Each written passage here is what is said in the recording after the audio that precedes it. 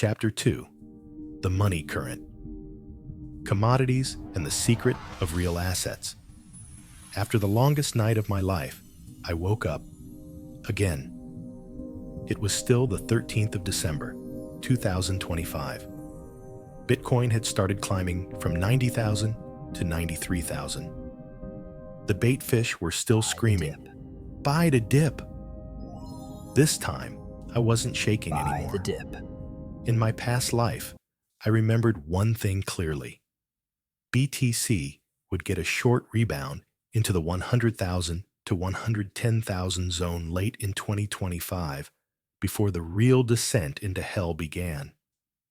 As for ETH, I couldn't even remember the exact number. Altcoins died too fast, too brutally, until my memory was just a blurry wash of red. I plugged in my hardware wallet and placed a tiny BTC buy with cash. No margin, no leverage. Just enough to take a bite of that short rebound, nothing more. I told myself, this isn't FOMO. This is just picking up a crumb of bread outside the door, before the whole house collapses. Done. I switched off every notification and sank back down to the bottom. That night, the necklace lit up again. I was pulled into the familiar pitch-black void. The bottom warden was already waiting. The ancient whale looked at me and got straight to it. You did it right this time. Now listen to the next two lessons. Lesson 3. The financial ocean is just one turning current: money and commodities. The bottom warden didn't answer right away. It only flicked its fin, and in front of me appeared a colossal current, slowly circling between two shores, stretching into the distance. The financial ocean has only one current, turning forever between two shores. One is money, the other is commodities. I looked closer. On the money side, it wasn't gold coins anymore. Money now was water, air, something you can create infinitely with a single button. There's fiat money, giant rivers unleashed by central banks, USD, EUR, JPY, a few minutes of meetings, and trillions of liters pour into the sea. There's credit money, man-made tsunamis, mortgages, margin loans, credit cards, borrowing just to survive. One signature, and the ocean rises by meters. There are stable coins, artificial lakes inside the ocean, USDT, USDC. They look calm, but one shark's doubt can make the whole lake evaporate overnight. There's even money printed from the future, QE, stimulus, ultra-cheap rates, even negative. All of it is tomorrow's water poured into today. When these money flows rise, they push everything up to the surface. Gold shines, stocks glitter, property bobs to the top. Crypto explodes like fireworks. The baitfish see it, eyes blazing, rushing in, fighting for scraps. Sure, they'll be rich forever. But money is water. Water always finds a way out. When the valve shuts, when rates rise, when faith wobbles, when sharks breathe out a whisper of FUD, the water drains 100 times faster than it flooded in. Gold sinks, stocks sink, houses sink, crypto sinks, and all that's left are the sharks on the dry seabed, using cheap money to pick up every commodity that just fell. Do you think sharks are different from you by nature? The whale asked, its voice almost sadly amused. No, they're swimming in the same current. They only ever hold two things: money or commodities. The difference is one word: timing. When the money tide rises, when the whole ocean is up to its neck in liquidity, the baitfish rush to buy commodities, while the sharks quietly sell out, holding cash and stablecoins, watching from the shore. When the tide goes out, when the ocean dries into tears, the baitfish panic sell commodities to cling to cash. while the sharks quietly step down to the dry bottom and use cheap money to scoop up gold, property, quality stocks, Bitcoin for giveaway prices like they were practically free every time, cycle after cycle. The baitfish always buy when commodities are most expensive and sell when they're cheapest. Sharks always sell at the top and buy at the bottom. They aren't smarter than you in knowledge. They differ in only one thing: timing. They always go against the crowd, and that's why they always win. The whale stared into my eyes, its voice like it was carving into bone. You want to survive? Want to grow into a shark one day? Then don't try to outsmart them. Just learn to do the opposite of the crowd, right when the crowd is most convinced it's right. When the whole ocean cheers, buy, commodities are going to the moon, be the only one holding cash on the sidelines. When the whole ocean sobs, sell everything, the world is ending, be the only one quietly buying real commodities. Do that, and you won't be a small fish anymore. Then it fell silent. The current before me slowed, as if waiting for me to absorb every word. I got it. The game isn't complicated. There's only one current, and only one rule. Always rebalance your portfolio, money and assets, to match the market's moment. The bottom warden stayed silent for a long time, letting the current slow and turn before me. I watched that water, then looked back at myself. Still, just a tiny small fish with a few crumbs of Bitcoin bought at 90,000. A question burst out of my gills before I could stop it. But what counts as a real commodity worth holding on to when the tide goes out? Tulips once had a whole nation fighting over them. .com stocks were once the future. Thousands of altcoins were once crowned as digital gold. So in the end, what is truly a commodity and what is just sea foam that vanishes when the water drains? The whale smiled. For the first time, I saw its teeth gleam like an iceberg range in the dark. Exactly. Now listen to the next lesson, because this one matters. Lesson 4. What makes a real asset? True scarcity plus long-term trust. The whale didn't answer immediately. It only tilted its head, and before me drifted countless silhouettes, like shipwrecks under the sea. A real asset needs only two things. Its voice rang out, soft but sharp as a blade through water. Missing either one, and it's trash. It flicked its fin once. In front of me appeared things that will never become assets, no matter how expensive they get.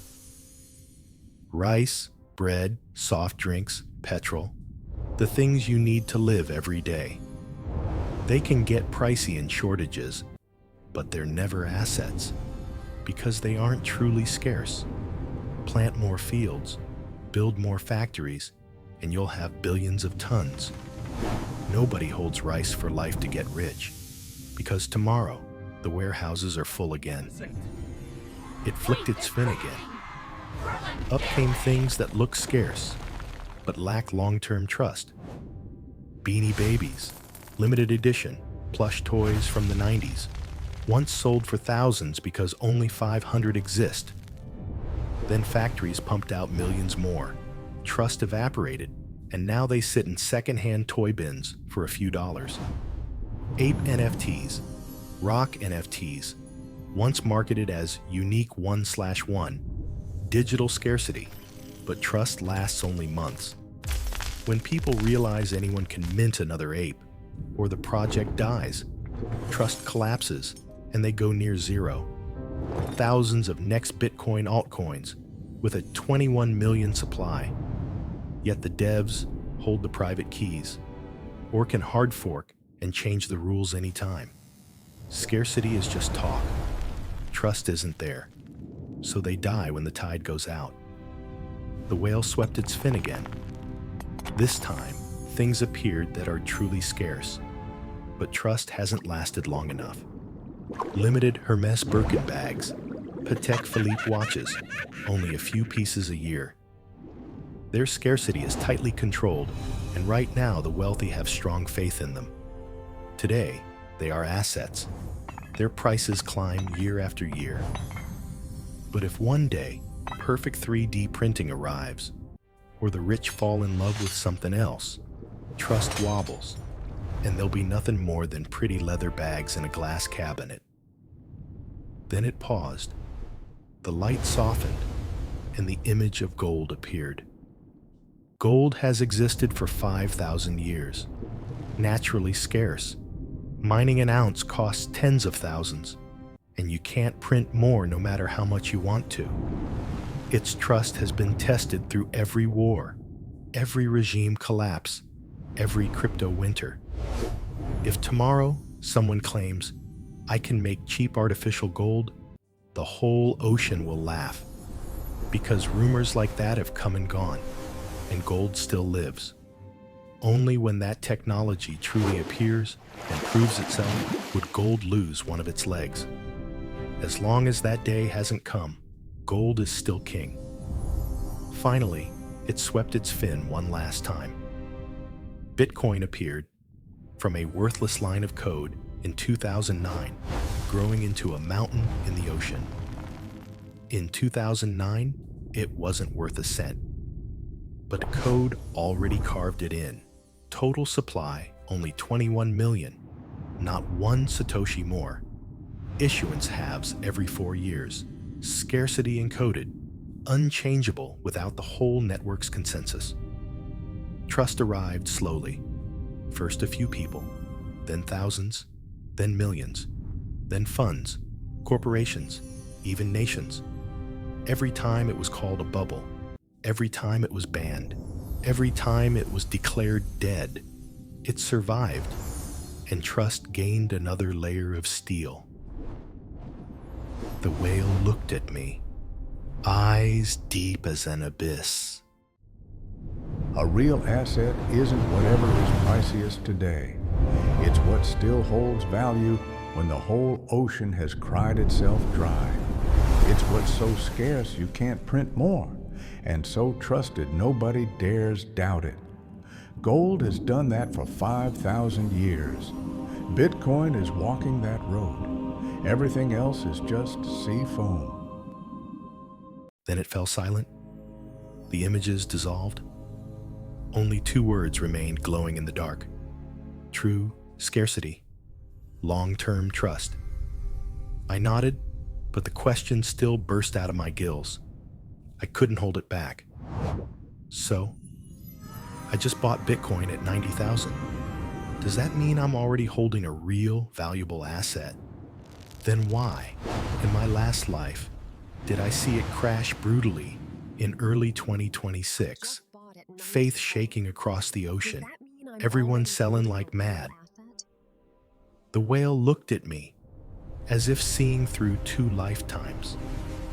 You remembered correctly. Bitcoin has both legs, true scarcity and trust that's still growing. But don't forget the first lessons I taught you. In this case, apply lesson 1 and lesson 3. It flicked its fin lightly, and the current appeared again. Lesson 1. When the whole ocean believes the same beautiful story, that story is about to have the rug pulled. From the 15,000 bottom up to 60,000, the ocean doubted, shorted, called Bitcoin a dying bubble. Then from 60,000 up to 126,000, the beautiful story was told and retold every day. A shark promised to become president, swearing to turn crypto land into a global financial hub. The biggest funds on earth kept buying, announcing, Bitcoin is a reserve asset. Giant companies poured billions into their Bitcoin treasuries. Media, KOLs, Twitter, discord everywhere. BTC to 300K to 500K to 1 million. Super cycle. This time, it's different. Altcoin believers chasing a life-changing dream got crushed as alt prices split apart. So they came back and placed that faith in Bitcoin. The whole ocean, from small fish to mid-sized fish, believed one story. Bitcoin is king, the last safe haven, the future of money, the strongest belief in history, the biggest all-in in history. That was the final signal. The rug was ready to be pulled. Lesson 3. The ocean only turns between money and commodities, and sharks always steer information to rebalance those two. When the money tide peaks, commodities, including Bitcoin, are shoved to the very top of the seesaw. Sharks quietly flood the sea with enticing headlines, selling bit by bit near the top to move back toward the money shore. Then they only need to twitch one finger, a tighter credit policy. One FUD tweet from someone powerful. A few big funds start selling lightly to repay margin debt, and the whole ocean panics, dumps to hold cash, liquidity dries up, and Bitcoin drops straight down even though it's still scarce, still has long-term trust. Bitcoin doesn't fall because it stops being scarce. Bitcoin doesn't fall because it loses trust forever. It falls because the tide is going out. And sharks have steered things so that the moment the ocean believes most is exactly when they need to drain the water back to the money shore. The whale looked at me, voice heavy like a verdict. You small fish only see Bitcoin go from 15,000 to 126,000 and think it's an undefeated king. Sharks see that same move and know exactly when to sell, when to stay out, and when to come back and accumulate. You ask why it falls in early 2026? Because that's when the ocean believed the hardest, and that's also when the money tide was the highest in history. Two lessons hitting at the same time. Unavoidable. Then it fell silent. I had no more questions. Only one feeling, ice cold, but crystal clear. I understood. I really understood. But one last worry still bubbled out of my gills. I couldn't stop it. So, if Bitcoin is about to enter a real downtrend, does that mean I'll have to wait a long time for altcoin season? Or will it never come at all? The whale stared at me for a long time, as if looking through both lives and all the cycles still ahead. It chuckled softly, the sound echoing like reefs grinding together in the abyss. Perfect timing for that question. It tilted its head, and before me appeared the whole ocean in mourning, screens glowing red, thousands of altcoins slowly dying, the cry, "Alt season will never come," echoing everywhere. When people have completely lost faith in altcoin season, when the whole ocean is exhausted and declares altcoins are dead, only BTC is king. When nobody even dares say the word alt season anymore, that's exactly when it's getting close. Closer than ever. I opened my mouth to ask more, but it raised a fin to stop me. But it won't arrive the way the baitfish imagine. The whale bowed its head, voice dropping into the final whisper of the night. Tomorrow, when you've truly digested today's 2 lessons, I'll teach you 2 more, so you don't just survive the winter, but become the first to see real flowers bloom when spring quietly returns. I returned to reality. It was still 13th December, 2025. I just stared at the screen and told myself, I can't let my ending be like my last life. If I can't be a shark, then at least don't be a small fish. These lessons, I have to absorb them and use them. And you? Do you want to keep being a small fish, dying with the crowd in the coming phase? Or do you want to be the first to survive and see real flowers bloom when nobody believes anymore? This is not investment advice.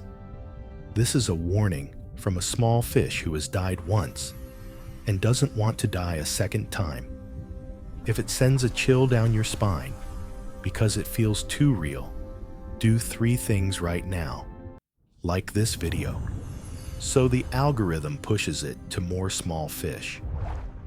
Share it with at least one friend who's still getting ready to FOMO in at 100,000 to 110,000. Subscribe and hit the bell, because Chapter 3 is coming fast, with new warnings and the next 2 lessons from the bottom warden. See you soon.